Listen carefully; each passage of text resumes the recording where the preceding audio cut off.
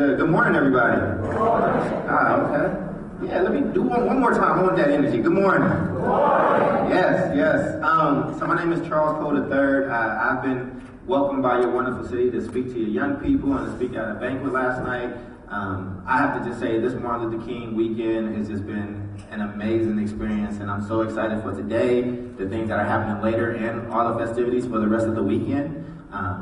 I want you all to just welcome the panel before they introduce themselves, but let's collectively welcome them.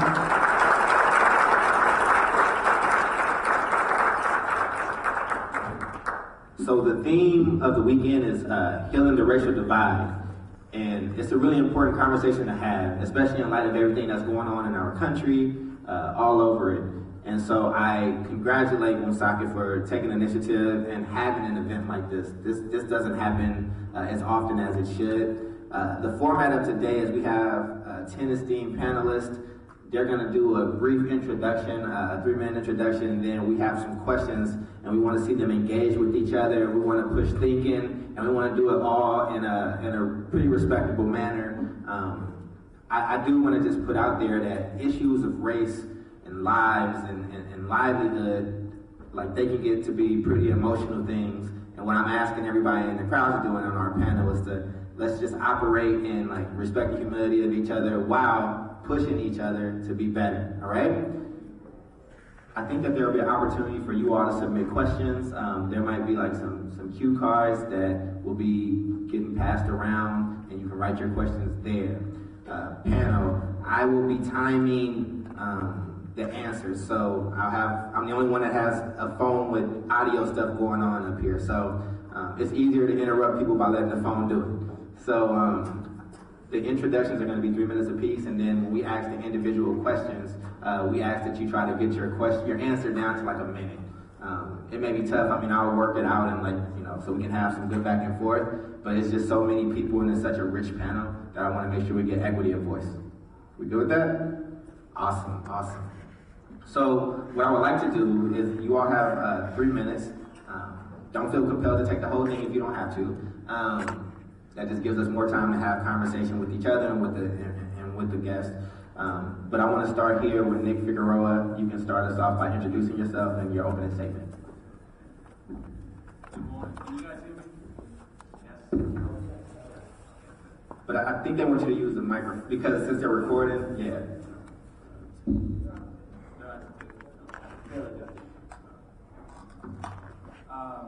Thank you for Margot. Thank you, Margot, for inviting me on this panel. I have a history with Woonsocket. I've been doing a lot of social justice work here in this city for years.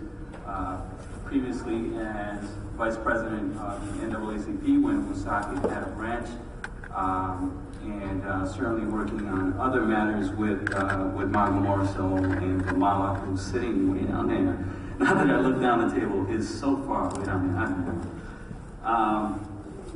As far as some of the social justice work I've done, I've actually worked with Chief Carey and others in law enforcement to introduce legislation that deals with racial profiling.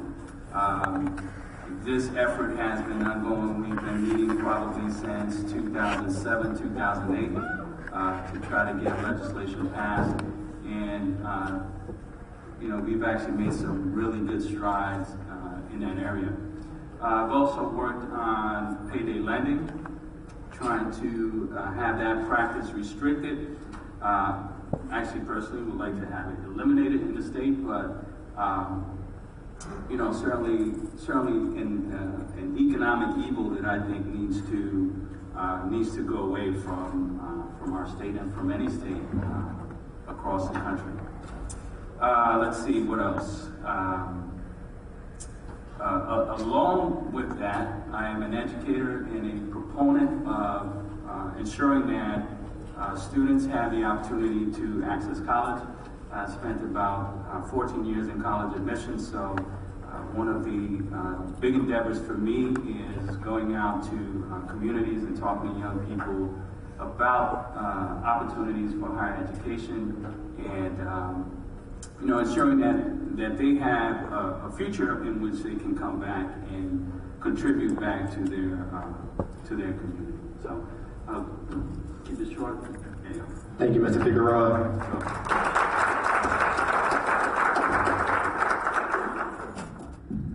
Good morning, everybody. Good morning. My name is Geraldine Barclay King, and I am a longtime resident of the city of Woonsocket. I have 4 children, and 2 of them actually grew up in we all grew up in the Fairmont area. So I am here to represent the panel from the Woonsocket African community. I am born and raised in Monrovia, Liberia, but I lived most of my years here in between New York and Rhode Island. I am involved in many community programs and organizations, one of them being the National Coalition of 100 Black Women, and I am the 2nd Vice President. I am also part of the Blackstone Valley Tourism Council, and you don't have to worry about me taking up the 3 minutes. I will save my voice for other opinions. Thank you so much for having us here. Hello, my name is Pastor Erskine Gonzalez. I pastor a church here called Calvary Worship Center. We've been here for 11 years. And the Reverend Dr. Martin Luther King is a hero of mine. One of the things that I find interesting, even about before his formative years, his dad goes to Germany, and the Reverend Dr. Martin Luther King was named Michael King. He went off to Germany, and while he was in Germany at a huge Baptist convention, his father got to know the work of Martin Luther, came back, changed his own name and his son's name to Martin Luther King. Just goes to talk a little bit about the influence of a father. To get so caught up with an idea and go back and change the name, change the destiny even maybe of his son. Just powerful stuff. To be caught up and raptured by the idea of not just freedom and equality and liberty, all of those things, powerful ideas, but they're birthed from an important place, which was a spiritual awakening, first in his father, then in Martin Luther King himself. Martin Luther King, while he was just a young boy, began to doubt God. About 13 years old, he wrote a pretty telling paper about how he didn't believe in God. But before it was all over, he entered seminary. He came to know that Jesus Christ was the way, the truth, and the life. And all of the things that we love and appreciate about Dr. Martin Luther King, he gives credit to his formation through Scripture, and specifically through his study of the person of Jesus Christ. And while we recognize today and at this table that any form of faith is wonderful, but from my personal tradition, my faith tradition, we credit Jesus Christ for having the courage and the boldness to look down at the type of evil that he had to face, and man stared it down with peaceful resistance. And that was just incredible to witness even through history. And again, so glad that he came to know Jesus Christ, and I am here to talk in large part about what faith can do in this conversation.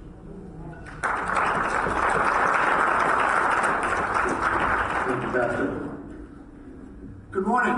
My name is Jim Vincent. I'm the president of the NAACP Providence Branch. I've been involved with the branch for 10 years.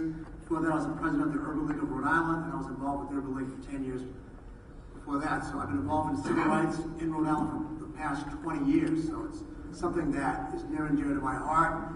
It's something that was inspired by Martin Luther King, who, after he was assassinated, all of a sudden the higher education, the best schools in the country were opened up to young black and brown and red and yellow boys and girls back at that time. So I'm mindful of that fact that if it wasn't for the sacrifices of the NAACP, Urban League, SCLC, and Martin Luther King, I wouldn't be here before you in the capacity that I am. So I praise God for that, and I will continue to be an advocate of civil rights for the rest of my life. But I'm here because we, last week, at this time, we had a private viewing of Selma, and the striking similarities between then and now are really profound. In the movie, you had police brutality and militarization. 50 years ago, you still have it today. You saw Ferguson. You had voter registration issues then. You have them today, even in Rhode Island. You had black and white people working together then. You have black and white people working together now to be on the positive side of that. You had bombings then. The 4 girls in the Birmingham church were killed 52 years ago. You had a bombing at one of our branches in Colorado just 2 weeks ago.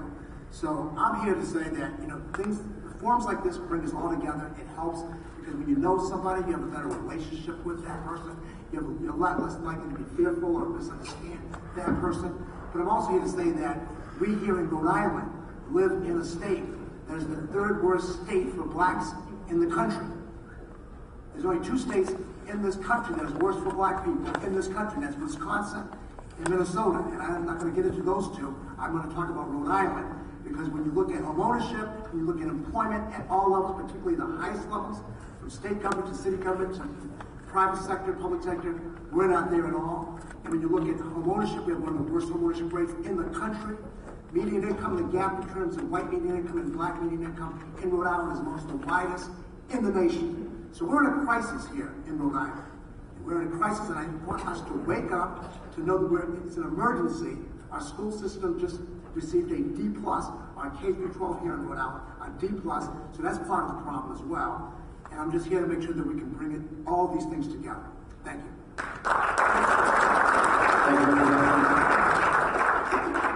Again, I'm Chief Tom Carey of the Woonsocket Police Department. And I just want to make a couple of points. One, what's going on in Rhode Island to address police interaction with the minority community? And again, what's going on specifically in Woonsocket? So, as a police chief here, I'm a member of the Rhode Island Police Chiefs Association. And back in 2009, we presented a multi-year strategic plan just to address bias-based profiling in Rhode Island. It was a committee of 25 to include police chiefs from the Police Chiefs Association, other professionals besides the police chiefs, and the Attorney General's office, and I just happen to be one of those members. So there were several goals, and I'll just kind of mention some of those goals briefly. One was to develop a model policy that prevents racial profiling, and that's been completed. And again, with that model policy, that goes out to all the agencies here in the state. At the Police Academy, there was a School of Community Policing and Cultural Diversity created, so they get training in the Police Academy and for in-service training for other officers, and that's been completed. Again, each agency participated in evaluation of traffic stops to determine if there was racial profiling. The funding ran out for that, but I know other funding sources are being looked at to continue that, just to make sure there's no issues. In addition to that, statewide too, we're very fortunate. We have the Rhode Island Interlocal Trust, and 31 of the 39 police agencies are insured by them, so they're very helpful in developing policies. And one was a universal response to resistance policy, again, with an overriding concern for the respect and value placed on each human life. And again, as Mr. Figueroa mentioned, and I'm a participant in this group too, we're working, the Police Chiefs Association is working with minority organizations on a racial profiling bill, the Comprehensive Community Police Relationship Act, so we're hoping that will get passed in this legislative session. Again, what's just going on with Woonsocket? I think it's important just to understand what the hiring process is, and even though it's Woonsocket, it really applies to other agencies throughout the state. When we make an announcement, we try to reach out to social media, minority organizations. We actually have a forum right here at Woonsocket High School in the auditorium. Once we do that, there's a written exam, an agility test, and an interview. And from that, we develop a rank order list. And once that list is created and we decide we're going to hire people, we put them through a thorough background investigation and a psychological examination. And not only are we seeking the best candidate, but we do have an eye for diversity. But I think it's important to understand that we're trying to hire the best and quality people so we don't have issues. Are there issues with officers on occasion? Certainly. Are there issues with police departments? Yeah, there's some under federal oversight. But again, we try to do the best that we can, and that's why we have rules and regulations. If an issue comes up with a particular officer, we're going to address that just to make sure we have a professional police department. And again, you can go on our website for the Woonsocket Police Department, and you can look at our hiring information just on our performance measures, so you can see the diversity of the organization, how many people that we hire. And again, since 2009, 11% of the people that we've hired have been minorities, and we continue to work on that. And once we do hire somebody and they get through the police academy, we have a field training program where they're evaluated for 3.5 months on a daily basis. Again, just to make sure that we have the right person for the job. And once they're off of probation, once they're on probation, we evaluate them on a monthly basis until they're off. So again, we're just interested in having quality people on the police department. Again, that will be applicable to any agency in the state. For some of the initiatives that we've done here too, community policing initiatives. Chief, we're a little over time, but I want to. Sorry. It's okay. It's all right.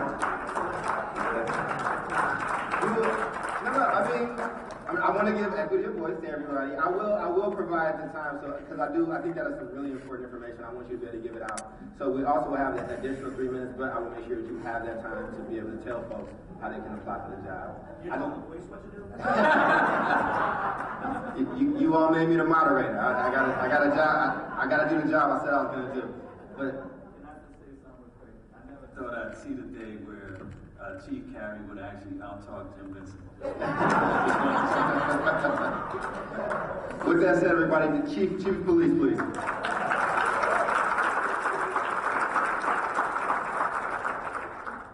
Good morning. My name is David Cicilline.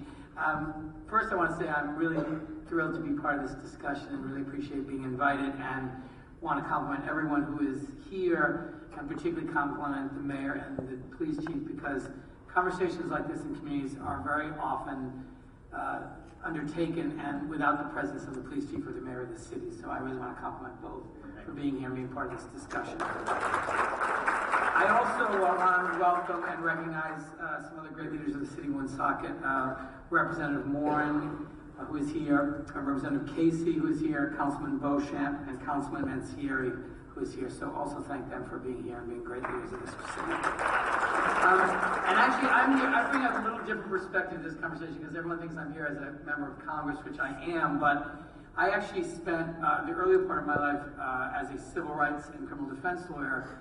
And at the time that I ran for mayor, I was, I think, the lawyer that had sued the Providence Police more than anyone else for police brutality and civil rights violations. So that was my background, which made, I think, some members of the Providence Police a little suspicious when I got elected mayor, because then I became the public safety commissioner and really developed a very kind of different perspective and a deeper understanding of the challenges of being a police officer and what it meant to the security of a neighborhood and the relationship between the police and the community. And I'm really proud of what we did when I was mayor. We had the lowest crime rate in 30 years and really redesigned the department to a neighborhood-based community policing model where, people sort of knew, my chief used to always say you should have a family lawyer, a family doctor, and a family police officer, so that the residents of the neighborhoods had the cell phone numbers of lieutenants who were in charge of their district, so they developed real relationships. And I've come to really, and I hope I'll focus today on some key issues like first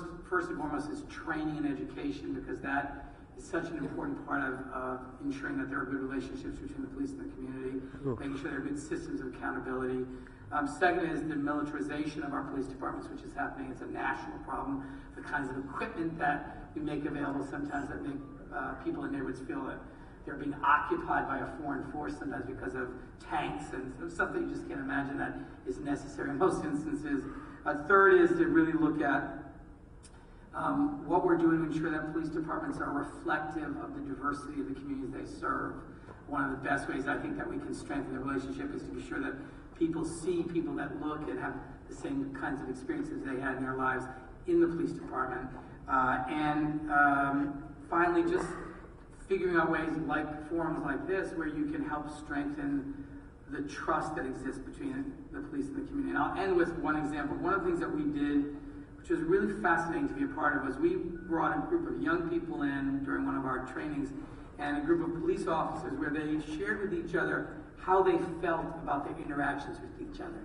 And the young people described kind of how they felt disrespected and not valued in the way police officers had spoken to them in a particular set of circumstances.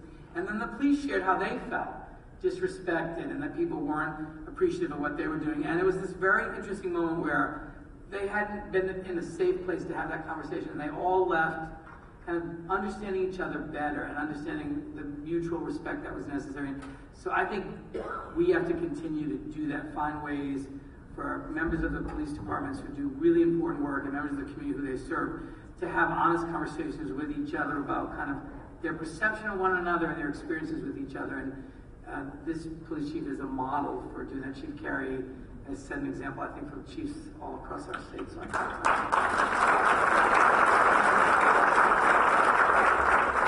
Thank you. Mayor. Good morning. Good morning, Woonsocket. I'm Mayor Lisa Baldelli Hunt. I've been your mayor for the last year. Prior to that, I was a state representative for 7 years.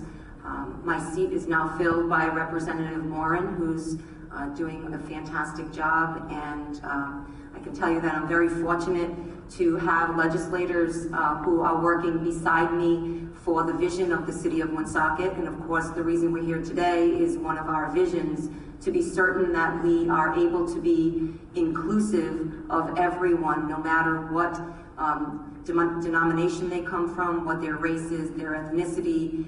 We have a goal within the city of Woonsocket and we have a very diverse community, and I know many of you were at the dinner last night and you may have heard me say some of the things I may be saying now, but diversity in a community is extremely important. And we are very fortunate to have diversity. We don't need to go out and try to find diversity. It sits right here in the city of Woonsocket, and we need to understand and try to move in a direction where we can capitalize on that diversity.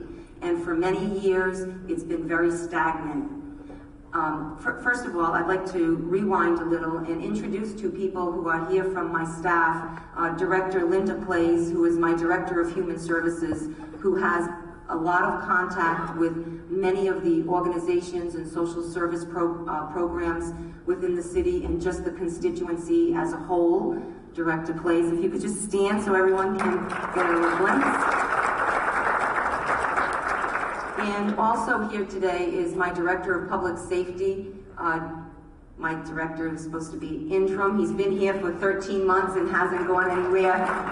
Director Gino Gillette. So, diversity in the city of Woonsocket, and we can see today we are bringing communities together right here in this auditorium. A community like the Southeast Asians who really were not visible within the community a short time ago, at least in my estimation. And just about a week or so ago, I appointed a lovely lady from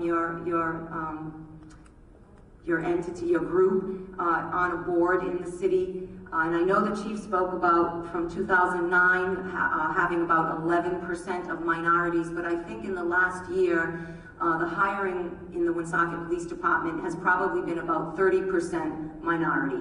So we are really paying attention to the departments within the city, and again, as I mentioned yesterday, it is important for you as a resident of this city to reach out to people and to encourage them to apply for jobs within the city of Woonsocket. We need to make sure that our complement of municipal workers, our firefighters, our police officers, it represents the diversity that we have in Woonsocket. We do not have that now. I can tell you, I graduated from Woonsocket High School in 1980. It's 2014, and the complement of students from 1980 to 2014 has changed drastically. But we have not changed in our hiring practices as reflecting the diversity of our students and making certain that our classrooms have teachers and educators that everyone can relate to, that can look up to, that can reach out to, and feel comfortable and find that mentor within these walls. I can tell you that I am extremely thrilled to have Carnell Henderson as the principal of Woonsocket High School, and we are working together. We are working together to make certain that we change what needs to change and we keep in place what is working within our schools. Thank you. Thank you, Mayor.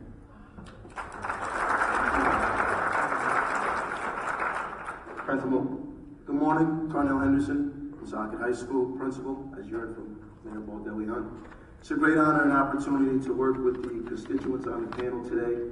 I get the opportunity to work with Chief Carey, members of the police daily, but we all are here because we know that the racial divide is real. We can get into the conversations. We're going to get into those conversations. We do represent a diverse community. We are a diverse community, but there's definitely division in Woonsocket. And it's in these walls, as Mayor Baldelli spoke about, and these things definitely need to change. But coming together like this is what starts the conversation, what begins the change. So it's a great honor to be a part of the conversation. It's a great honor to be heard in the conversation. I'm looking forward for the opportunity to continue to move forward. Thank you. Thank you. I guess I can say good afternoon now after everyone has gone through the panel. My name is Ramal Foxman, and I'm happy to say that I am highly involved in Woonsocket and in the state. My career thus far has been focused on creating programs and policies that benefit our most vulnerable communities, and to challenge existing systems so that they're regionally equitable.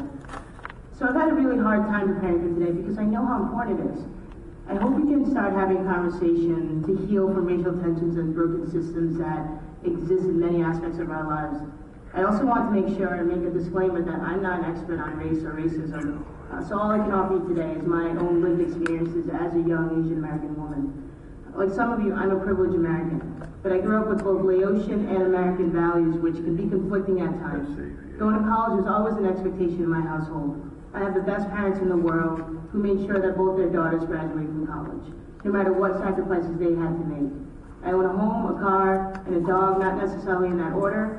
I have a good job, college loans, and I believe I'm living what we could call the American dream. But for me, living the American dream meant leaving a piece of my culture and my heritage behind. I did this in order to benefit from a system that prevents many people like me from succeeding. My parents are refugees from Laos, a country that had over 270 million cluster bombs dropped on it during the Vietnam War. I was born and raised in Woonsocket. I attended our public schools, and statistically speaking, I was supposed to drop out of high school or get pregnant in my teens. I became successful by working hard and taking advantages of opportunities given to me. But not everyone gets those opportunities due to their race, class, or gender. Why is that? Why is it that students of color continue to fall below the achievement gap? Why is it that young black men continue to be targeted by the police? Why is it that here in Woonsocket, our government is all white when Woonsocket is becoming a minority majority?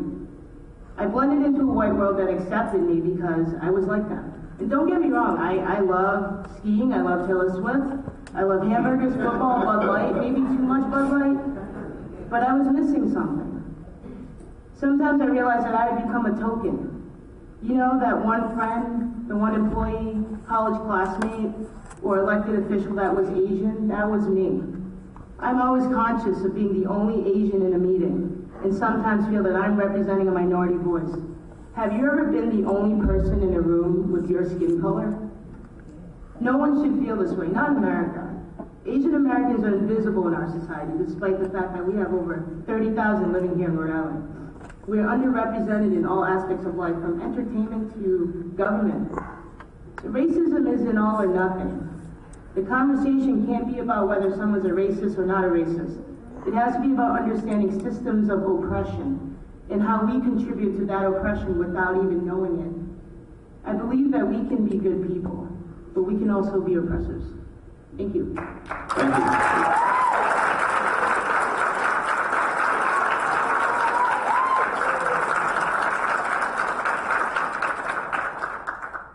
Good morning, ladies and gentlemen of Woonsocket. My name is Darrell Black Eagle Jamerson. I have been a Woonsocket resident since 1988, enjoying this great community, sharing in a lot of the culture and different aspects of Woonsocket. I am glad and honored to be here with all of you today, representing what is best about our great community. I am glad that we can all come together so we can all talk about this racial issue and the things that happened in Ferguson, and hope that that type of problem never comes here. It is a great day when everyone can sit together and hash out and discuss our differences instead of fighting. I myself, I'm not a public speaker. I'm more of a warrior. the things that I have done in my past are more on a warrior type role and standing up for people that couldn't stand up for themselves. My grandmother was very active in the NAACP in Worcester, Massachusetts. I grew up in another state. I grew up in Massachusetts, and I lived a privileged life as well.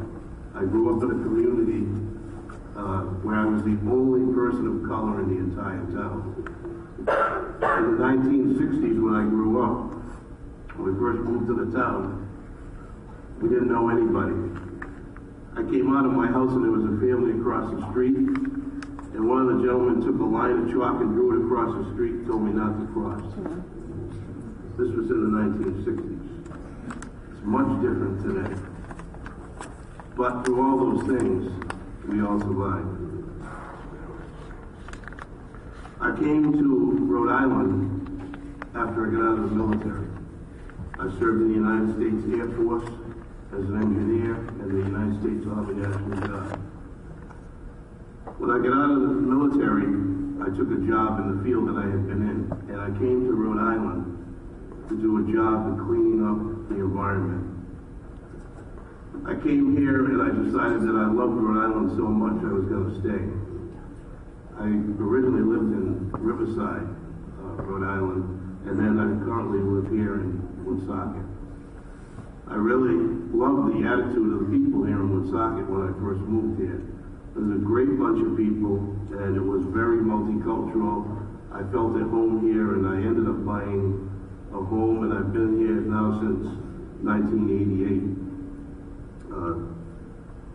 I was very lucky when I came to Woonsocket. I started out with my own business, being a private investigator, and I believe I was probably the first person of color that was a private investigator in the city. And I had gotten licensed by a former chief, Franny Lynch. I've been doing that for 24 years. I then added working for the state of Rhode Island as a district court constable. And formerly, I was a United States federal constable for the U.S. District Court, and I have the honor of being a Woonsocket police constable under Chief Carey. I have a diversified background. We are very multicultural in my family. I have the honor to be the 11th generation grandson of Massasoit of the Wampanoag Nation, and I'm a member of the Wampanoag Nation.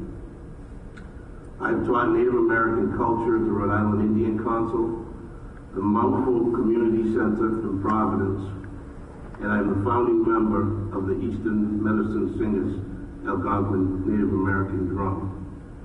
And yes, I speak in the Wampanoag language. My family upbringing, thank God, they made me raise my head high, and despite everything, to raise above and to do the right thing. Never getting in trouble, not having a criminal record, and being a good person to all people, respecting each and everybody's racial culture. I have no racial boundaries. I am here today because I care about this community, and I have had the chance of being on both sides of the wall.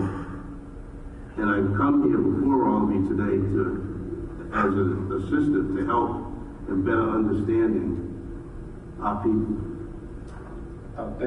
Being a member of the Wampanoag Nation, I have had the chance to fight for many Native issues as well. And I'll tell you, it's an honor and a pleasure to do that, to stand up for the weak and the people that couldn't stand up for themselves. And I'm hoping today that this roundtable will open up a better union with all the city residents of all races, a more transparent government with open door policies, and a user-friendly place for all residents. I thank you all, in the language of the Wampanoag people, to Botany, the Mats. Thank you.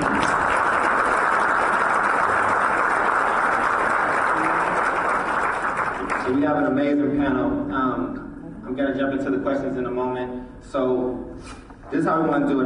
There are a bunch of questions up here. We will not get through all of them. So what I'm asking folks to do is one, if you don't want to answer to a question, you don't have to. I'm taking notes, so I want to make sure that everybody gets to speak multiple times. I'm asking after responses that we try to keep it to like a minute, and then I'm trying not to interrupt people and get booed and hissed, but it's so many powerful people up here with so many perspectives. I just want to do the best job that I can to make sure you all are being heard. I didn't say who I was. More importantly than what I do, I was a social worker. I work with teachers. I travel talking to young people. But it's more about what my vision or purpose is in life. And I work to make sure that young folks that grew up like me, young black kids, young brown kids, have equal opportunity in this country. I didn't want to take up a bunch of time in doing that, but a lot of you don't know who I am, so I wanted to give that introduction so we all know each other. All right? If you want to answer a question, what I will try to do is, like, if you can, I'm going to try to be locked in on our panel, so you give me a little sign or something like that, I'll make sure I get to you. And I also want to allow people the opportunity to respond to each other. I'm asking for forgiveness and grace in the beginning because I don't want to have to cut folks off, but I will just to kind of keep it going. And please remember, you have your 3 minutes at the end as well. Your 3 uninterrupted minutes to kind of, I know people have some points that they really want to drive home. Does that seem fair, equitable? It's a hard space to have. Thank you. Awesome. So I want to jump into the first question, and I think that you all set it up really nicely with everybody's intro, which were all beautiful, by the way. And the first question is, do you feel like we're breaking down these racial barriers that's here in Woonsocket or on Rhode Island, and what can we be doing better? And so I'd like to start, I'd like to see who would want to start, and then I'll help people kind of plug in from there. Yes, sir. I'll just touch on something quickly. For the last few years, pastors from over 24, 25 churches in Woonsocket from different denominations, cultural divides, we're getting together and we're praying together. And that's something that I don't know has ever happened here, but it's happening on a regular basis. And faith leaders, for sure, are coming together, and we are working hard to knock down that racial divide. Awesome. Thank you. All right, perfect. All right. Yeah, go ahead, sir. I think that, we have a lot of forums, and I think there's been a lot of good discussion, especially in the last several months, but we have to recognize that we're living in a state where 25% of the people are people of color. We have to understand that we are inextricably linked, that what's good for one is good for the other and vice versa. There's no such thing as that's their problem. That's your problem. If one group has a problem, we all have a problem.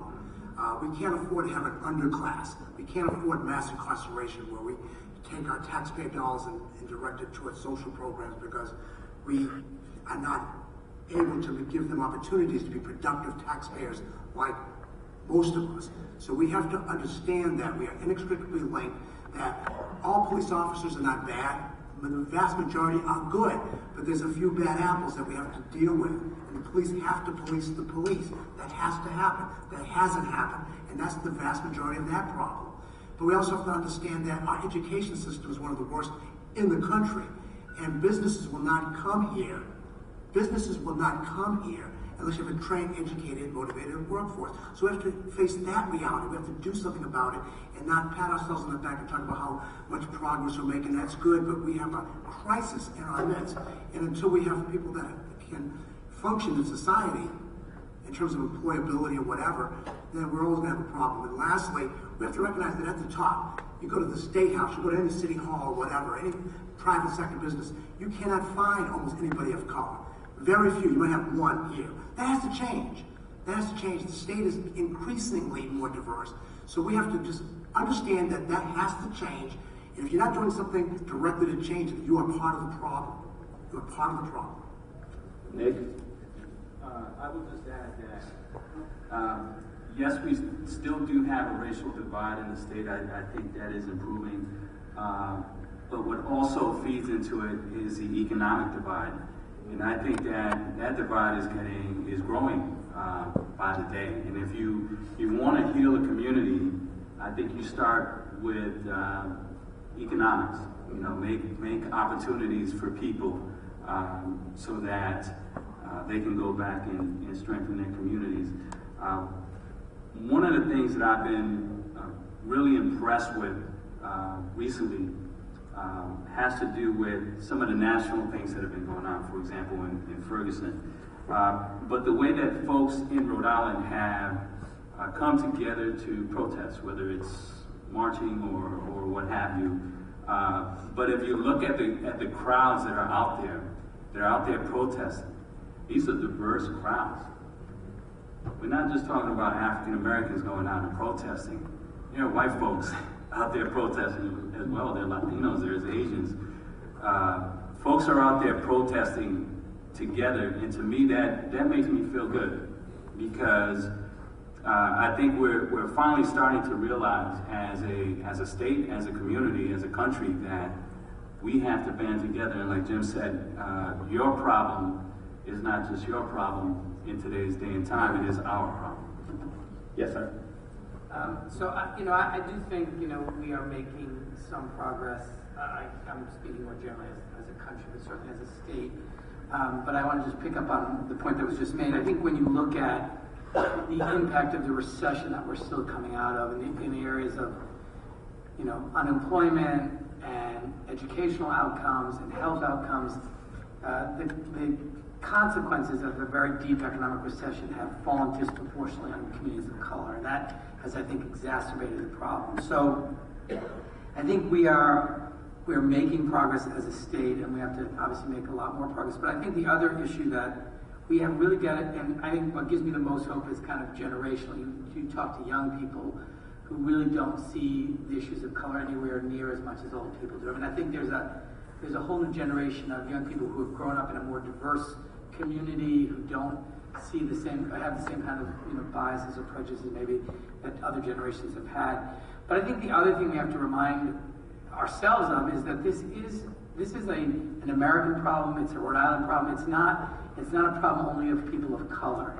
We all suffer when every person doesn't have equal opportunity. We all lose when some person of color doesn't have the ability to achieve their maximum potential.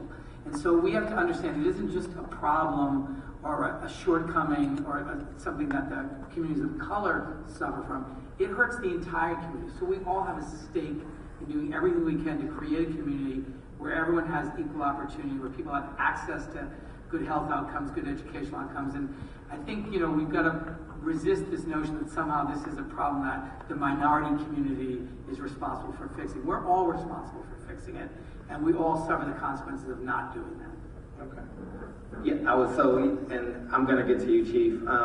And the reason why I wanted to actually allow the Chief to speak and the principal, just because Mr. Vincent brought up some really good points, and I think that after spending like a few days with both the principal and the Chief, and I think that they're trying to address the things that you have brought up. So I wanted to allow the Chief to speak, and then I wanted to allow our principal to respond as well.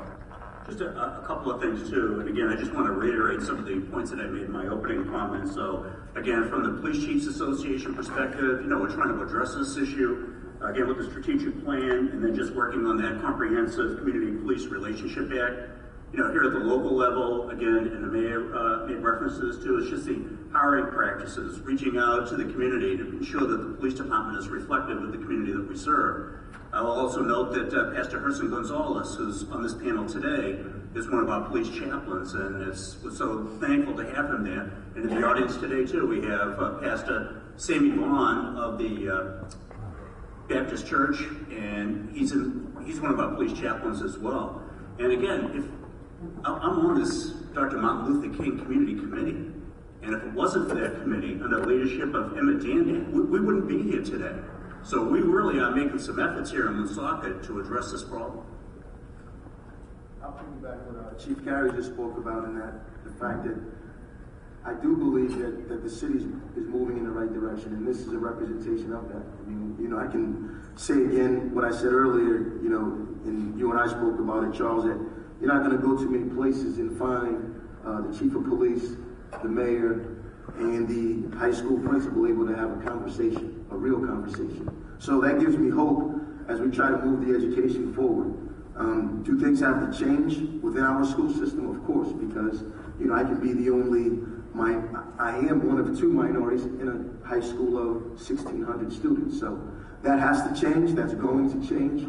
But, you know, there's other things, structural things that have to change because, you know, as Vamala mentioned, you just can't be the one, right? You know, just saying you're the one doesn't change everything. So the way teachers teach to our minorities has to change. The way they understand our minorities have to change. So that's difficult discussions that we engage in, but I have a great staff that supports those discussions.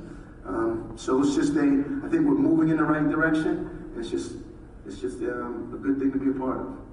All right, and I'm so glad that's how this is starting off. There was something that was said, and it was about this being an issue that everybody has to deal with and everybody has to face. And when we talk about equity of voice, it doesn't necessarily mean equal time for people. It means that allowing like folks that have smaller voices to kind of be lifted and exalted. So I kind of want to do that in this space because I think there's a lot of brilliant things that are being said. So this follow-up question is for the community folks. So that would be Ms. Vamala, Mr. Darrell, Ms. Geraldine. There was a statement around like the responsibility of what needs to happen to get us to this place of racial equity here in Rhode Island, or more specifically Woonsocket. What do you all think are the things that need to happen from your perspective on the ground? And I'd like to start here with Ms. Geraldine. I really believe that the frequent dialogues with law enforcement, Chief Carey, I appreciate that you have started some movements with the community and being involved and having a voice. But I just believe by having frequent dialogues with the community and the police department will help minimize some of the racial divides when it comes to the law enforcement race gap. Host and promote more community activities.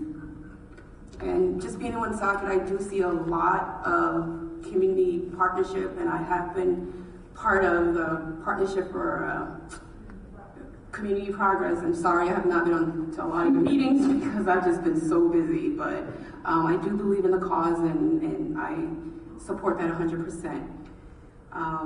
There are a few other things that I can talk about, but I think I'll save those responses for later, but just more involvement, more communities, more connection, I think will work. Thank you. Ms. Vamala. Well, I think what I truly believe in is something called dual capacity building, when we put in, and we invest in systems and we invest in programs to communities so that both ends can really build their capacity. So when we talk about systems, we're talking about how do we invest into universities and colleges to train more minority students for the work field? How do we get them to graduate from college, not just get into it, but graduate? The other piece with systems is how are we hiring people? How are we training our employees at the school department, at the fire department, at the police department? How are we making them culturally competent to understanding the needs of the different communities that they're serving? So that's where we're talking about systems, so that we can really make changes there by hiring more minorities, with putting more training programs and money into colleges and universities so that we can produce those results. The other piece is programming. We need to invest more into programs in the communities and nonprofit organizations and faith-based organizations where programs are working, where we're working directly with the communities and building leadership from within those communities. And I've seen it work. Right at the Center for Southeast Asians, we had programs that have built leaders from within the community so that they can lead. And so that one day I don't have to do it. One day, different leaders can take over and to build that kind of grassroots end of it. So it's looking at that system of how do you build those two at the same time, so that we're both changing it and to build the capacities of communities. Thank you. Mr. Darrell? You don't have to answer if you don't want. I just want to make sure that the folks on the ground got that opportunity to address the question. In my personal experience, I believe it starts off when they're small, when the children are small. It has a lot to do with the parents. It has a lot to do with the educators. When I was in high school, I had a program, and I was picked out of all the kids in the school. It was actually called the School Store program. And I learned at the age of 15 how to effectively run a business, inventory, ordering. I had a mentor, and my mentor actually was a person of color, and he was the only person of color in the entire high school. But he started me off in learning that there's an ability to go out and to work for yourself. The ability to go out and take care of yourself, and to do it in pride. And when I finished that program, after that, of course, I went into the military. But I was able to go out and do my own business. And a lot of people need that encouragement. And I think that, again, in the school principal, to have a program like that, where you actually are teaching kids the responsibility and how to go out there and to meet the world head on, these are things that we need. These programs that are going to help people, okay? We're not looking for a handout, it's a hand up, okay? And there's a difference. You know, you can feed somebody every day, but that's not going to teach them to be able to go out and feed themselves. You need those programs that are going to mix cross-culture together. I have found that, of course I do music, that in music, everybody has a common denominator. You can cross-culturally mix people in music because everybody has a common denominator in that. And I think if you put programs together like that from the very beginning, for the children and for the adults, because I had the ability to meet with the Rhode Island State Council of the Arts. And I did a cross-cultural thing where we got to be with different denominations. And I learned a lot. And I learned a lot about culture that I knew nothing about. And in the end, it was an excellent experience for me to see the different cultures and how they were. And it gave me a better ability to think and to know other people. And if you do things like that, you put programs together like that, right at the beginning of somebody's age, you're going to get a better response. Thank you. Thank you. Mayor, you have been quite patient, and I appreciate it. So I wanted to set up a dynamic where everybody got a chance to speak, and you got to hear folks from that are in governmental power. You got to hear from different types of community leaders, and some of the points that came up were around ways to do from the ground up was more frequent dialogues, host and promote more community activities such as this. And Vimala spoke to things of programming and building leadership and the ability to build businesses and things of that nature. From your perspective as mayor, and you and I had a great conversation last night about the things that you are doing. How do you reconcile the things that you're hearing from both sides of the power dynamic and structures here in Woonsocket? Certainly. First of all, if you don't mind, I would just like to recognize one of my favorite state reps who came in, Representative Grace Diaz.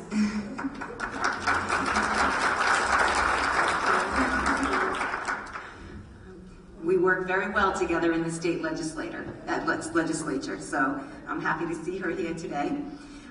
Yes, so I would like to respond to that, and I would like to, and I want to make sure this is taken the right way.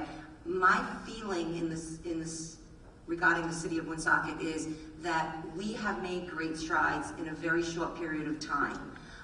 I've always felt from my eyes, and my eyes are not your eyes, but maybe because I am so accepting of people that I don't always see the division that others may see. So it's very important, and as far as talking about having organizations and events to bring people in, to be inclusive, I think the city of Woonsocket does a very good job of that because we have a police chief that is very involved in our community. We cannot force people to come to the events that we have. We cannot force people to apply for jobs.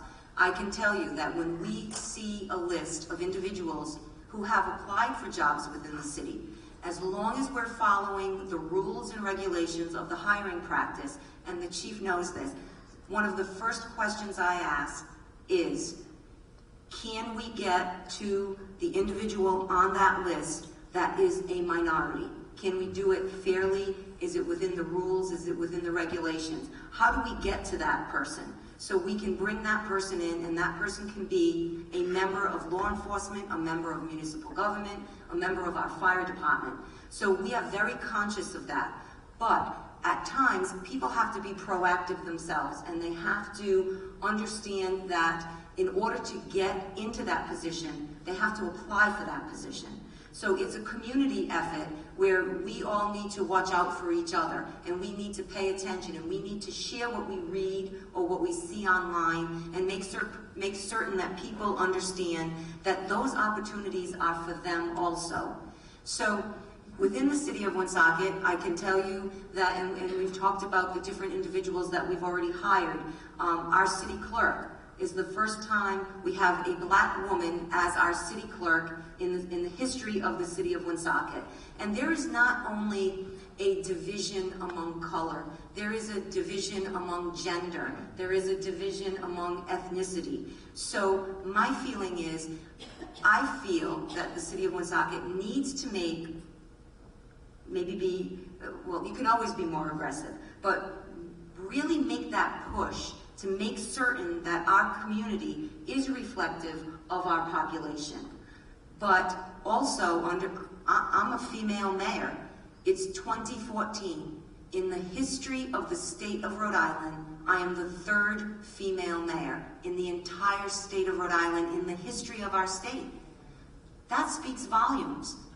We need to make certain, not only for hiring practices, but we need individuals to step up and run for office, because our committees, our boards, our councils need to be reflective of the population, because we can't understand what is happening in your community as best as what you understand is happening and the needs that need to be addressed.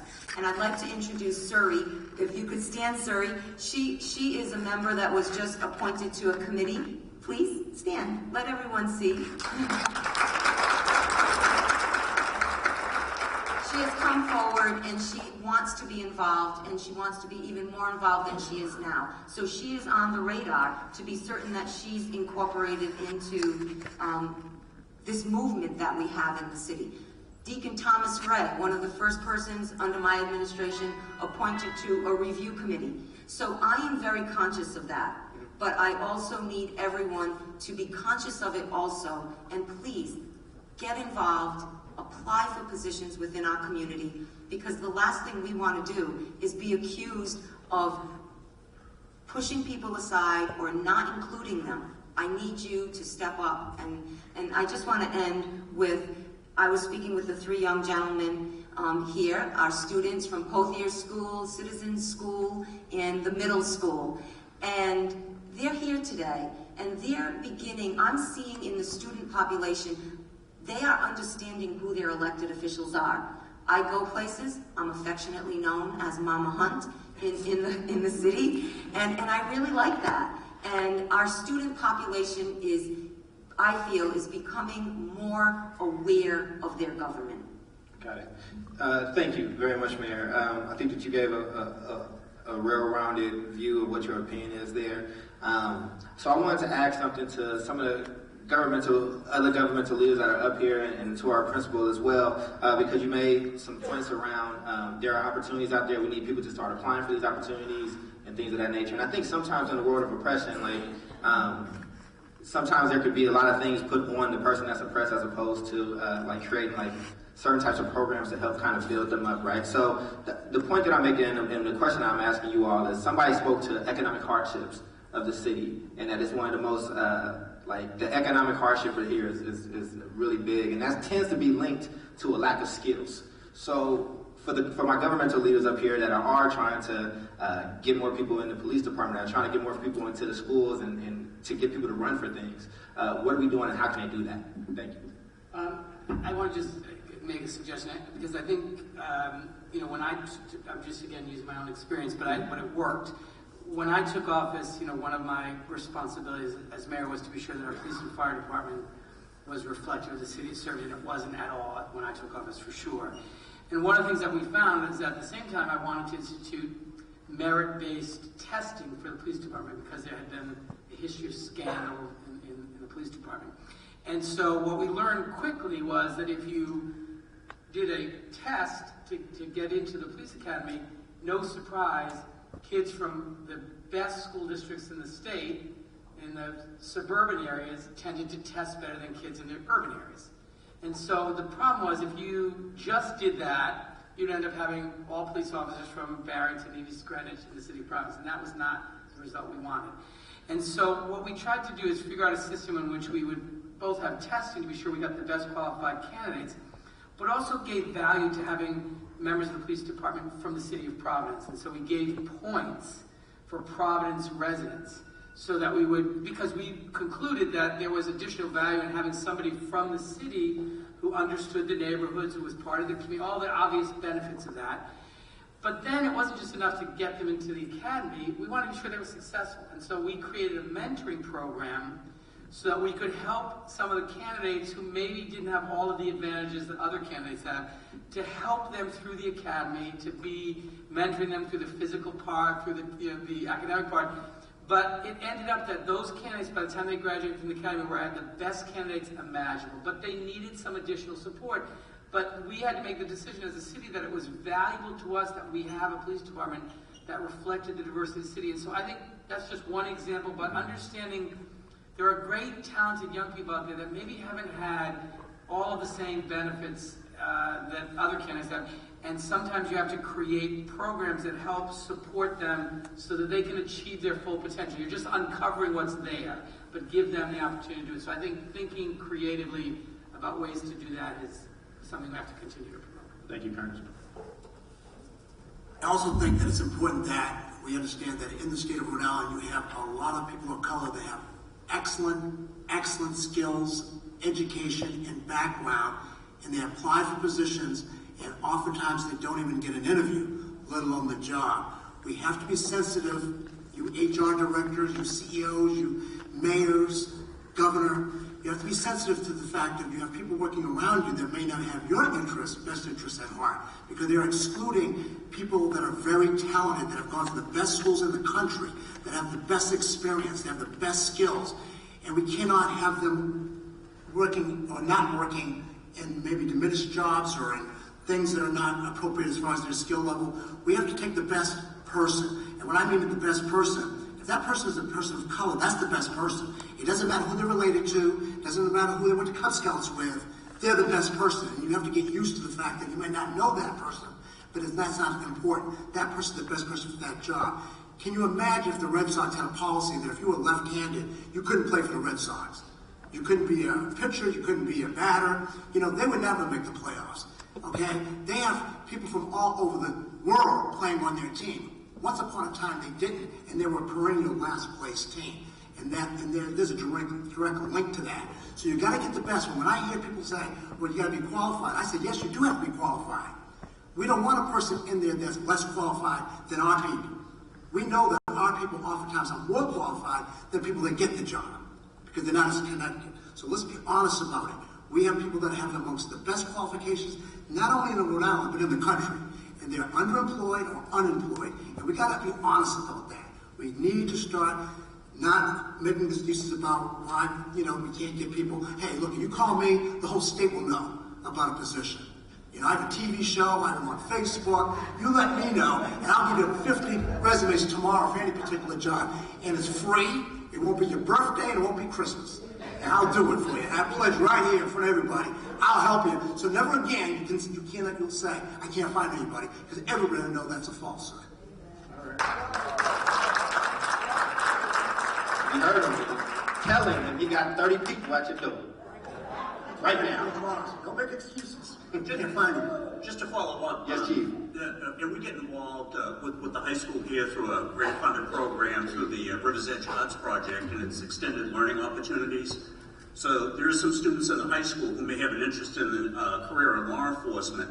So we have, in fact, a lieutenant and a detective that coordinate a program so, these students can learn about the law enforcement profession, and maybe at some point in their career, that's what they'll do is become a police officer, and that's what we look for.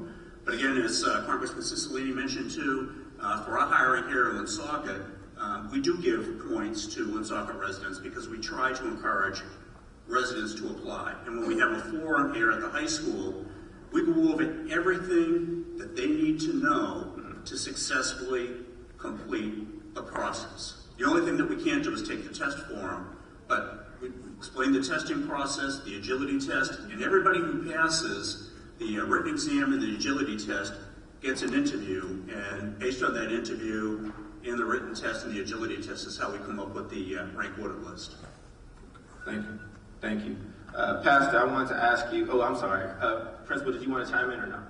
Okay, got you. Pastor, I want to ask you, as somebody who's on the ground, as somebody who you see when things actually go wrong in that household, or you work with that struggling mom that's trying to get her kid to get into one of these programs or to get a job or whatnot, what is it that you're seeing? What's your experience been like, and what do you think that we need to do from your perspective? Thank you. Great question. Thank you very much.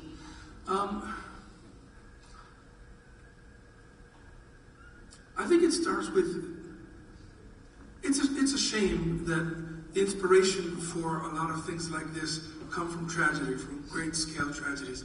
And people are motivated because they see an injustice somewhere. And it's good that we have the freedom in this country to get up and exercise our concern. Martin Luther King said, "A riot is the voice of the unheard." And I'm certainly not saying we should go out and riot, but protest certainly is that. I say that to say this. What I find is people are afraid of the process. They just don't know enough about it. And look around you. This is a pretty good turnout, but we all agree there should be a lot more people here.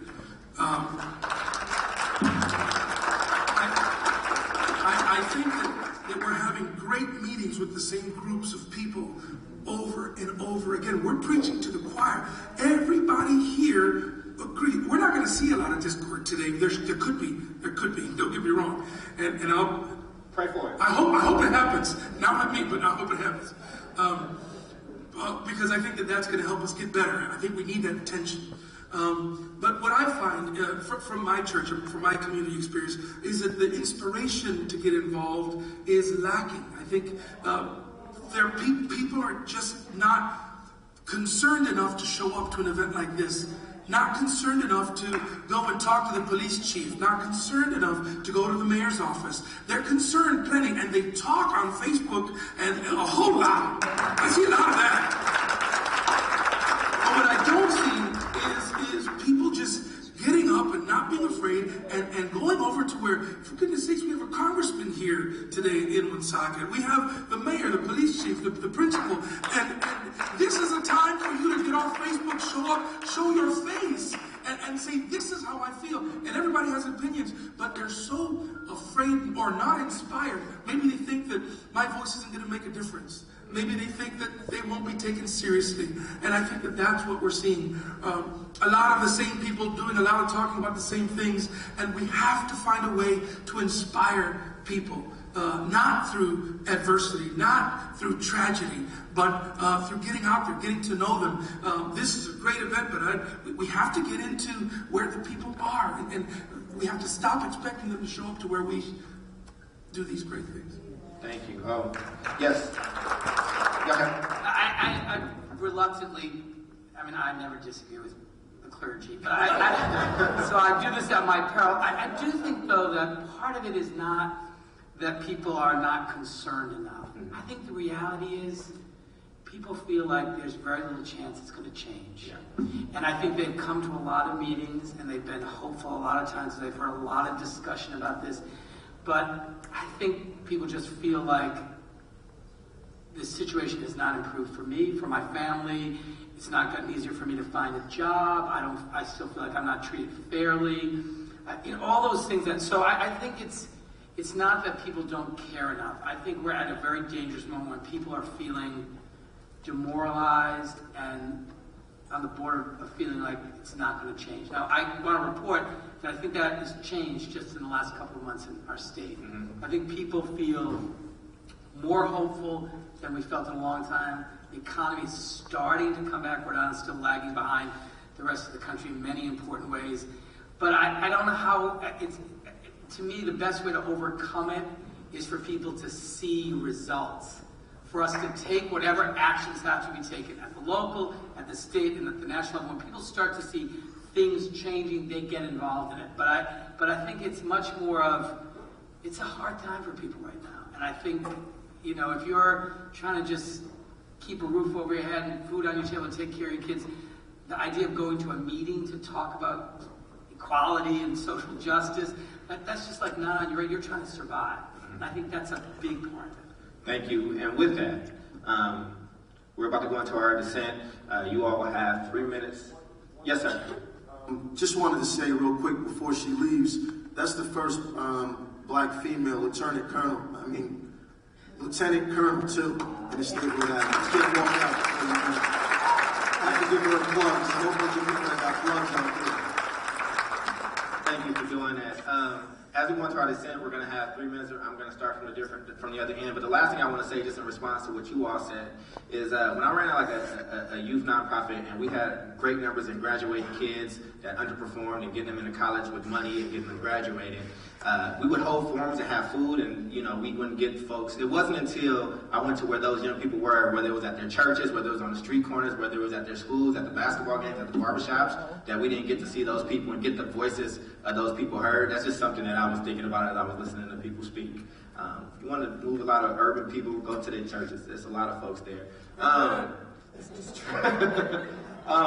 want to start on this end.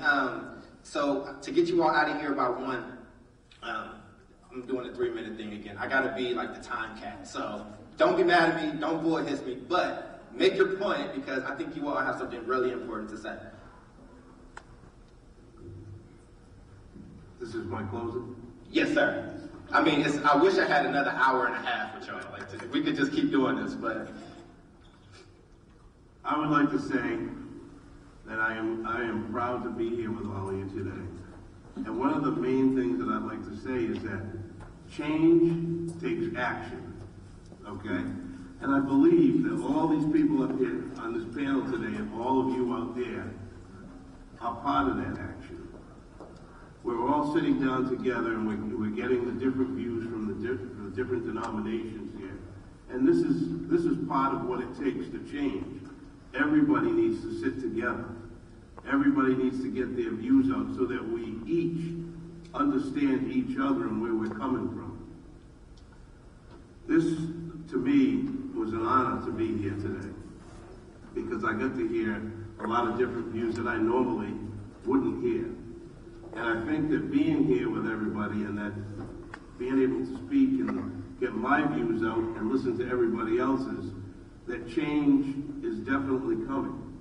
And I think that Woonsocket is a great community and that if we all work together, we can make that change happen.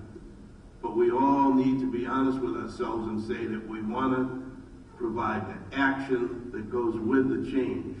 So we all have to be proactive. We have to talk to the mayor. We have to talk to our principals. We have to talk to the chiefs of police, the fire department. We have to be willing to get out there and put that extra effort forth so that people know exactly what we want. If you don't speak, you can't get anything. So we all need to come together and we need to do the best that we can to get out there and do that action. And I want to say thank you for having me here today. I'm proud to be here in the community of Woonsocket. Thank you. Thank you. First, I wanted to thank the MLK Community Committee for having me as part of the panel, and everyone in the audience for attending. I love Woonsocket and I love Rhode Island. There's nowhere else in the world that I'd want to grow up or grow old. We have so much potential to be here, because we're great, and we need the voices of all people to be involved and to participate. I'm humbled to be here before you to celebrate the life of Dr. King. As our country begins to decide what side of history it will stand on, I continue to think about what Dr. King would think. What would he think of our world today? Many of the issues are different, but the underlying struggle remains the same. Over 50 years after Dr. King told us about his dream, we have left the dark and desolate path of segregation, but we have not yet arrived at the sunlit path of racial justice. Justice is still not a reality for all people. So every day we strive for justice and equal opportunity for everyone. We work to ensure that all children, rich or poor, black, white, Asian, or anything else, have the same opportunities. Yet we still see injustice every day. Through all the heartbreaks and successes, I have learned that the only effective way to make a difference is not only working at the ground level, but at the policy and systems level. I want others to join in this movement. We need to take real steps towards achieving true racial equity so that future generations can benefit, just like some of us have benefited from past leaders. We may not see a day in our lifetime when people are all treated equally, but we can't give up. We can't negate all the work done by past leaders like Dr. King, Rosa Parks, Malcolm X. We can't accept things as they are because it's not good and it's not working, and it's our job and our duty to fight for progress. My promise to this community is to empower other people of color to become leaders. We need more representation, especially here in Woonsocket. We need more people to provide their perspectives because everyone's story is different and everyone's story is important. We need to become comfortable with being uncomfortable. As leaders, we need to build others up, not tear them down, and we need to let others lead. We need new leadership in the city and in the state. We can break the cycle. We can stop setting our young people up to fail, and we can give them hope, but only if we work for it. Thank you. Thank you.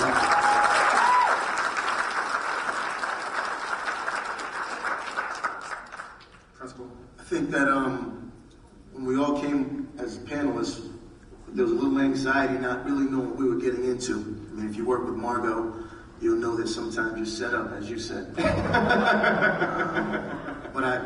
I will say that, you know, listening to everyone, the passion that everyone speaks with, you can tell the energy that's in our city, and we're very fortunate to have that energy. But we also know that there's a direction that we have to continue to move forward. And so we talk about the hiring process, and you know, there's some things also that I want to mention that are bigger than us, unfortunately.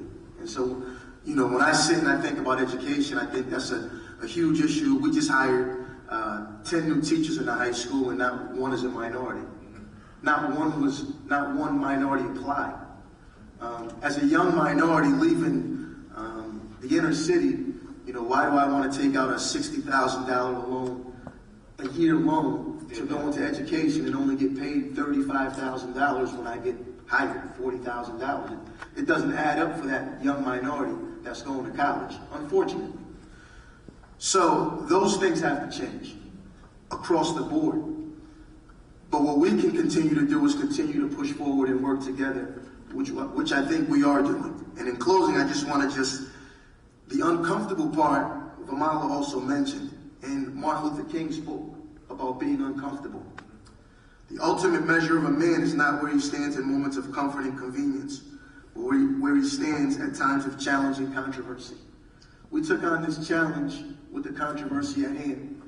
I think everyone up here is willing to continue to fight the battle. Thanks for having me. Thank you. Mayor? Thank you. I'd also, you know, we've been recognizing people this morning, but I'd also just like to be certain that people know school committee woman Susan Paulina is here today, and I want to thank her for joining us. Thank you, Susan. So we all recognize that we have a lot of work to do, but the good thing is, I think what you're hearing is from a group of people who are very dedicated, from dedication from up here on the stage to dedication out in the audience. And I think we're all in agreement that there is also progress that's being made within the community. Sometimes progress doesn't come as fast as we would like, and we all know that it comes at times incrementally, but incremental progress is better than no progress at all. And we need to continue to make that incremental progress, and also recognize that it's best to direct your energy in a positive fashion as opposed to a negative fashion. And I think what the pastor mentioned just a short time ago when he referenced social media, you know, technology is very important. It's very important more so to our children than it is to us, because they live it each day and they'll live it for the rest of their lives. Unfortunately, a lot of that energy is negative energy that is being put into social media, and I question at times, what would our city, what would our state, what would our world be like if all that negative energy and all those unkind words were put in a better, positive direction?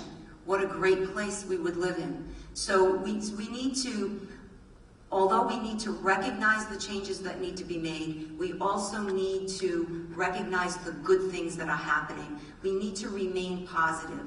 I think back to just the graduation of 2014 from this high school, and our valedictorian was an Asian girl, Banarath Chai, Asian, valedictorian, going to Harvard. Our salutatorian, Peter Linnick, came here from Poland, did not speak English. He was our salutatorian, left Woonsocket High School and went to Harvard. I would like to know what other urban community in the state of Rhode Island had 2 minorities going to Harvard.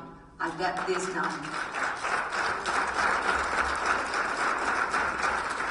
So I just ask that everybody keeps the faith and works together as opposed to working against each other. And I know we'll continue to make progress. We have great people that we're surrounded by.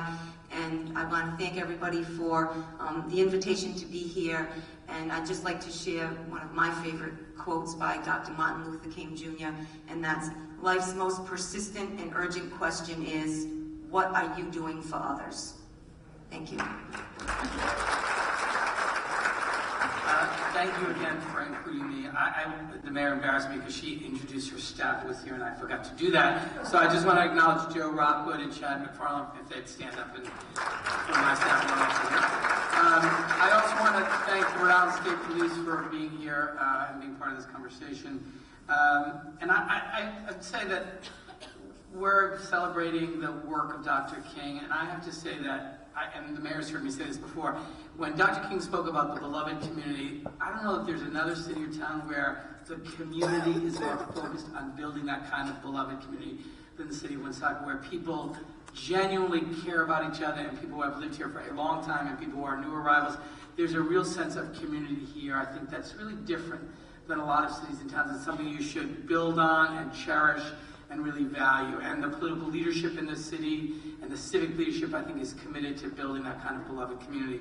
But one of the things I think we all have to be mindful of is that Dr. King, more than anything, was a man of action. He's, remembered for his beautiful eloquence and his magnificent speeches, but his I Have a Dream speech he gave when he was fighting on behalf of sanitation workers, fighting for better wages, fighting for economic justice. So I think we should all leave this conversation today, I hope, with a renewed sense of what can we do as individuals, in our organizations, in our roles in government.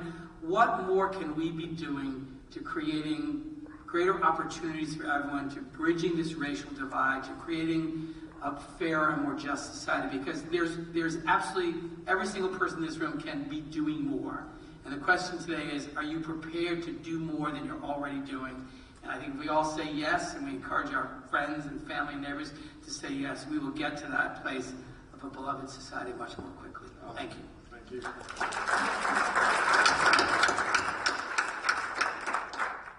Just a little police perspective, but before that, I just want to thank Representative Steve Casey because he actually coordinated the videoing of this community roundtable with Capital TV, so I know it's going to be here, so I just want to say thanks to you, Steve. And I just want to close with a little police perspective. Back in 1988, I was a burglary detective, and I was making an arrest, and I came very close to taking a life. And I can tell you that I just got to that position where I feared for my own life. So I've got some understanding of that. That doesn't always happen, but it happened to me. My brother was a police officer, and unfortunately he had to take a life in the course of his duties. So I kind of understand the emotional side of someone when they do that. Now we've seen, just these events, and I'm just going to relate to Ferguson. The first night, the night of that shooting, we had riots. I'm telling you, I've had that experience myself. That's something that shouldn't happen. And we've seen the protests, and the protests go from peaceful protests to now the police are racist, to now we want dead cops now, and we know that 2 officers were eventually killed in New York City. And that's certainly not a direction. And the only thing that I would ask, and I'm not trying to change anybody's mind on anything, but in each and every one of these incidents, you really have to take the time to make sure you understand everything that happened. And again, for that Ferguson case, you know, the transcripts of that grand jury are posted online. Thousands of pages. I started reading it, but it's very, very interesting. So before you draw a conclusion or make a decision, again, it's good to understand everything. And again, just as it relates to that Ferguson case, I would encourage everybody just to read that documentation and then really decide, you know, what really occurred in it. And again, you know, for the incident that occurred in Staten Island or in Cleveland, Ohio, you know, once those documents get posted online, again, I would encourage you to read those. Thank you. Thank you, Chief. And real quick before you go, like Chief, I know you were saying something in the beginning, and I promised to allow you to finish talking about the things that you were speaking of. So, did you want to finish saying what you were saying? I think you were talking about. It really was just, you know, some of the community activities that we've involved in. You know, community policing is problem solving and partnerships. So just very quickly, you know, we've become involved in several community policing initiatives with NeighborWorks, Blackstone River Valley, with the Woonsocket Prevention Coalition, with the Attorney General's Office, with the U.S. Attorney's Office, with the DEA, with the FBI. You know, and we're trying to work with all organizations, again, just to make Woonsocket a safer place and to work with everybody. Got it. I mean, I made your promise, so I want to keep my word. And thank you, I appreciate that. Yes, sir.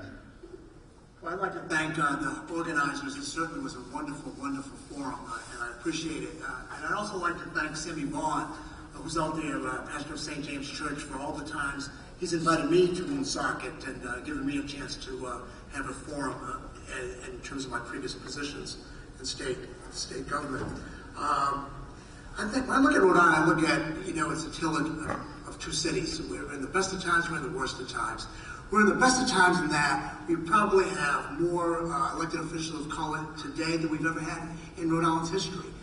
Think about the fact that we have our first Latino Secretary of State, which is the first Latino or Latina statewide office holder in New England history. So that's a Rhode Island distinction. I know myself, I have a very close relationship with the Colonel of the State Police, and I appreciate the state police officers being here. I have a very close relationship with Colonel Clements in Providence.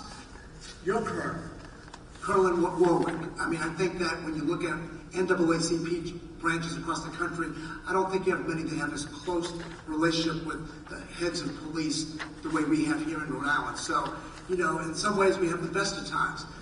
But on the flip side, and I don't want to be accused of yelling fire in a crowded theater, we have the worst of times. We have the worst of times when we have an unemployment rate in terms of young people of color, 18 to 24. No, it's not 8% or 9%. It's a whopping over 40%. It's obscene. It's disgraceful. It's a crisis. We should all stop everything right now and look at the fact that we have a demographic. People of color, 18 to 24, with an unemployment rate is over 40%. We're not talking about it every day. We have a community college which does wonderful work. But I don't know if many of you know that 75% of the people that go to the community college need remedial work.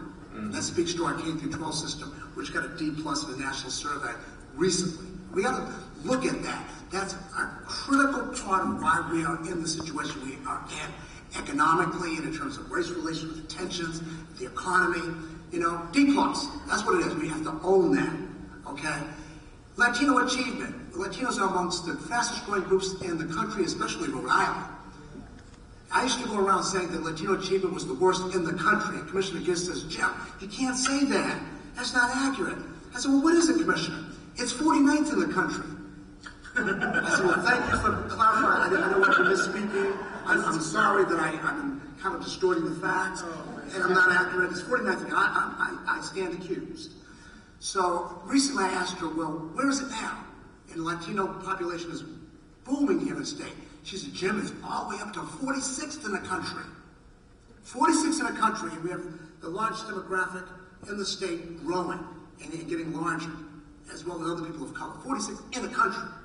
And that's a fact, and that speaks to education as well. So we need to wake up and understand that we can be nice and have forums and whatever, but until we deal with the fundamental issues of education, discrimination when it comes to employment at all levels, as well as other things, then we're really not going anywhere. I mean, we can have all the state reps and all the state councilors and all the mayors of the world, but if we don't deal with the fundamental systemic problems that was already addressed by my friend at the end of at the table here, we're not going anywhere. And I'd like to thank everybody for attending today. Thank you, sir. Pastor. Thank you so much. Thank you, everybody, organizers, and all of my co-panelists. It really is an honor to be sitting at the same table as you, listening to you today. We didn't get into a lot of debate, but I did learn and glean some stuff from your point of view. I think that we mustn't get comfortable with the tension that exists between who we are and who we're supposed to be. And I think that while some folks have in my estimation, sort of just resided to this is how it is, I take great issue with people that tell me it is what it is. No, it is what we've made it, and we can make it different. So when folks say it is what it is, it almost implies that they're helpless or hopeless. But I really do think that we have a lot to do with what it is, and we can change that. My belief in God really does drive all of this home, and I just want to do a quote from Martin Luther King, one of his speeches. He says, "Before I was a civil rights leader, I was a preacher of the gospel. This was my first calling, and it still remains my greatest commitment. You know, actually, all that I do in civil rights, I do because I consider it a part of my ministry. I have no other ambition in life but to achieve excellence in Christian ministry. I don't plan to run for any political office. I don't plan to do anything but remain a preacher. And what I'm doing in the struggle, along with many others, grows out of my feeling that the preacher must be connected and concerned about the whole man." And I think that goes for all of us. We need to be concerned about the whole man and every man and woman.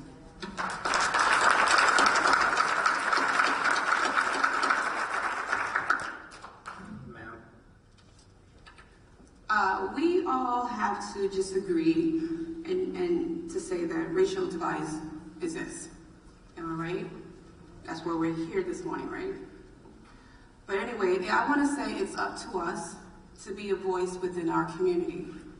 And by being a voice, it means educating and getting involved. For me, I can speak for myself. I've been here for the last 16 years, and I became a statistics.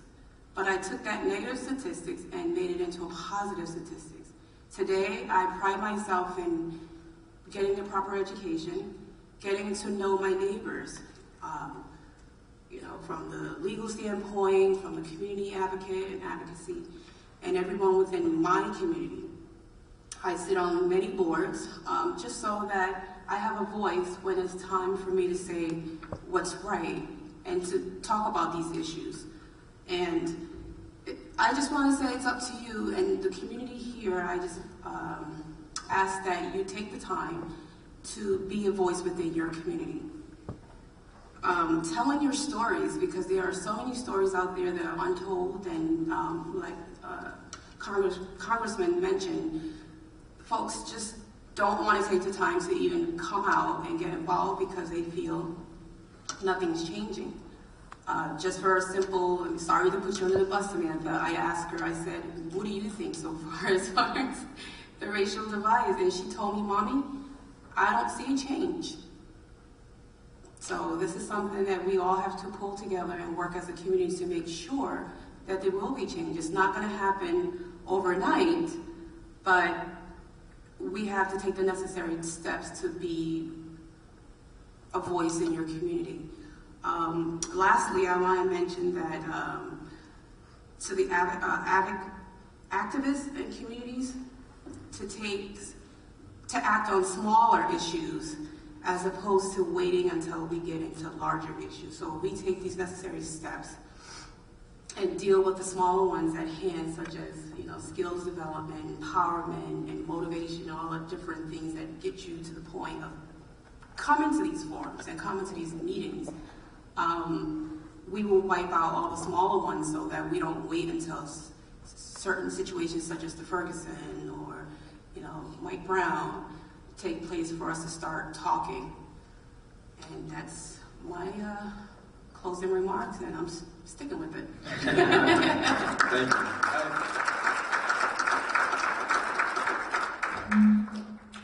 Last but not least, no pressure. No pressure.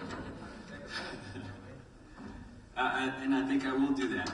But before I give my comments, I just, when I opened up, I said I had some history here in Woonsocket with social justice work. But I would be remiss if I didn't say that that work wasn't standing on the shoulders of Reverend Sammy Vaughn from St. James Baptist Church and Thomas Gray as well. So thank you for your work.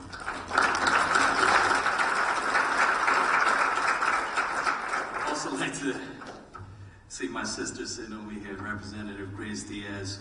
We've done some great work up at the State House. Thank you for coming today, and certainly all the other dignitaries that have come out as well. So, my closing remarks. Change is coming. We're not talking like change from the presidential slogan campaign. Change is coming to this country. When we get to the year 2040, 2050, this will be a minority-majority country. We have to learn. We have to learn to live with each other, to work with each other. We cannot continue to shoot unarmed black men in this country. We cannot continue to choke them to death. Change is coming. We have to work together to ensure that we provide a better future for ourselves, for our children, for our grandchildren. We use a little Malcolm X here. And I know we're celebrating Martin Luther King, but I've got to sneak in a little Malcolm. Okay? So Malcolm X once said, how do you get two men to communicate when they talk a different language? You have one guy walks over, kicks the other guy, and the other guy goes, oh, why'd you kick me? Guy walks away, comes back the next day, kicks him again. Same response. So Malcolm said the way that you get people to understand each other is to talk the same language. Somebody comes and kicks you, you got to kick them back. And once you kick them back, you have now established dialogue. And from dialogue, you can move forward with progress. So as I mentioned before, I am very, it makes my heart feel good that people are out protesting and protesting together from all demographics and walks of life. That's good stuff. We're headed in the right direction. But change is coming. And with change, there's responsibility, there's also consequences. So we need to make sure that we are working together to ensure a better future for this country. And in closing, Martin Luther King quote, everybody can be great because everyone can serve. Okay, so I encourage you to come out, participate with groups that are here in Woonsocket, trying to improve the city and make it a better place for everyone to live. Thank you.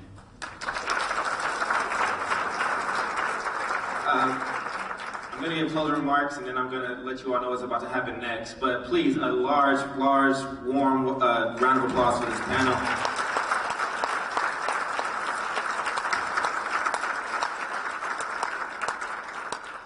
Panel, I thank you personally for working with me and for giving me grace. It's so many amazing folks on here with so many great things to say. I did the best I could with getting you all heard, but I appreciate your grace. I'm sure I could have did a much better job, but I humbly wanted to thank you all. And in my closing, I just wanted to make an observation as an outsider. I am from Oakland, California, and over this past weekend, I've just been extremely proud of what you all are doing here and how you all move. And by having this panel here, these folks, everybody could have been too busy, just truthfully. That's just a beautiful thing, and I think that is the steps to working together and making the progress you want to see. what this would have looked like in Oakland, one, it probably wouldn't have happened this way. We probably would not have been able to get all of these high-ranking officials here. And if we did, there would have been police officers all around here. No, I'm serious. There would have been outbursts. There would have been a lot of people disrespecting each other. I mean, people care is because people are upset, people are angry. But the fact that you all were able to sit here and listen to differences of opinions and allow people to start talking, and that's just, I'm telling you this as somebody who doesn't live here and that lives in a city that's a little bit larger and has a lot of the same issues on a different scale. I come from a place where our first black superintendent, his name was Marcus Foster. That man was assassinated for trying to do this and trying to do things that he believed in. These struggles are real. That was 1973. It wasn't that long ago. I say that to say, these things are the spark. This is not meant to be the fire. This is not meant to be the magic. That's created in what you all decide to do after this. This is supposed to spark those ideas. So the way in which that magic happens is you have this wonderful panel. And your mayor said something profound. She said, your eyes are not my eyes, meaning that she was acknowledging that she has her own set of experiences, but she acknowledged that there were other sets of experiences around her. So the question around this that I see is like, so how do we get that mayor to meet regularly with these Geraldines and the Vamalas? How do we build that type of unity? How do we get the Jim Vincents to spend that time with the chiefs, with the principal, and with the pastor to talk about and actually execute on these things and these issues that you all just identified? How do we leverage this pastor to bring that community together that's not here so we can have that conversation and tell them what actually needs to happen so they can progress? You have all of the mixings for a perfect gumbo. You just got to put it on the pot and cook it. Thank you all for having me.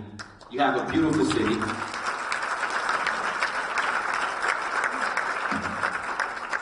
And I appreciate you all. I'm going to bring Margot up to explain what's going to happen next for the rest of the day.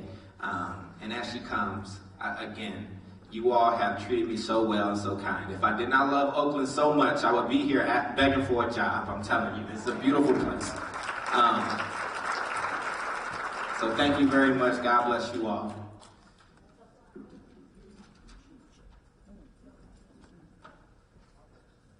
Hello, everybody. So on behalf of the Martin Luther King Community Committee, we truly appreciate the time that our panelists have put into this roundtable discussion. I am so inspired. What we hope to accomplish out of this is that you all would hear what is going on in our city, what's going on in our schools, what's going on in our government, and you would be inspired to step up and take leadership positions. I have the opportunity of being really involved in many organizations and find nothing but joy and self-fulfillment from it. And I encourage everybody here who isn't currently on a board or a commission or volunteering with their organization or showing up to their city council meetings to somehow become involved. So from this panel discussion, we're hoping that you take what you heard and that you put it into action. And that's what we're going to be doing next. So directly following this, you can go to the high school cafeteria. We have an amazing lunch provided to us. Bugged Out Barbecue is going to be cooking for us, and it smells delicious out there. So please join us for lunch, but the most important part is during lunch there is going to be what we're calling an opportunities fair, which is all different organizations from local nonprofits to even our city government are going to be at the Opportunities Fair with ways that you can get involved and more information for you of how you can become involved in your city and making our state a whole better place. So thank you all for being here. I also want to acknowledge that this event was provided to us with generous underwriting from the Citizens Bank Foundation. And thank you all for coming. Round of applause.